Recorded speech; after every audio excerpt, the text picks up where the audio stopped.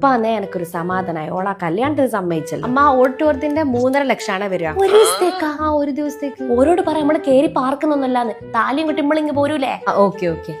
അമ്മ കല്യാണത്തിന് makeup ആർട്ടിസ്റ്റിനെ book ചെയ്ത് അവർക്ക് 1.5 ലക്ഷമാണ്. 3 ദിവസത്തേക്കും കൂടി 1.5 ലക്ഷം? 3 ദിവസത്തെ അല്ല, വെഡിങ് മേക്കപ്പ് മാത്രം. ഒരു നേരത്തെ മേക്കപ്പിന് ഇപ്പൊ പറഞ്ഞ 1.5 ലക്ഷം. നമ്മളെല്ലാം കല്യാണത്തിന് സമയത്ത് ഒരു കുട്ടിക്കൂറ പൗഡർ ഒരു പൊട്ടു കഴിഞ്ഞു.